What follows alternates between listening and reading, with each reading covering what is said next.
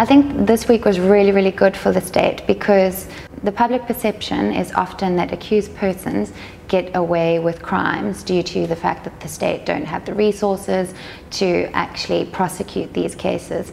And I think the state showed us that they have exceptional resources, certainly in the forensic pathology departments that they're using. And well done to Dr. Timonsma, who came to court probably more prepared than Advocate Botha, and to Professor Dempers, who found the same conclusions as her, and gave us a lot of insight into how obvious it was that these were self-inflicted wounds.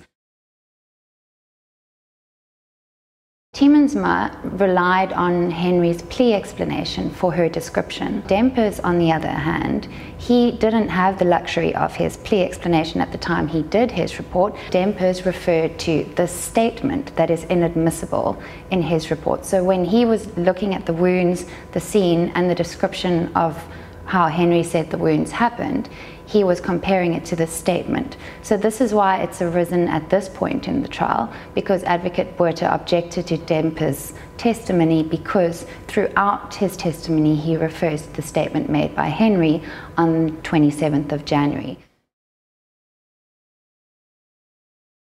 I've actually been working on an article to try and explain the complexities of the trial within a trial to our audience, because it's not very simple. Basically, what has happened is that we were going to hear evidence on a statement which Henry made on the day of the murders, the 27th of January. He made it to the police officers, and the defense have objected to that statement, saying that when it was made, he was presumed to be a suspect by the police officers, and as such they had a duty to read his constitutional rights to him, as well as his rights to legal representation. The state is saying that when that statement was taken, he was deemed to be a witness, and it was an interview that was had, and they were asking for an eyewitness account because they didn't have any other witness who could tell them what happened in that house.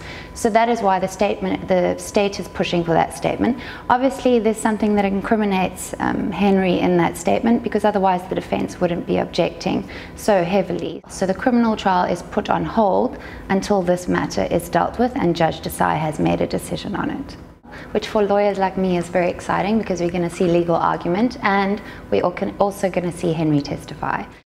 For live updates from court as this trial unfolds, follow me on Twitter. My handle is @TraceyAMS.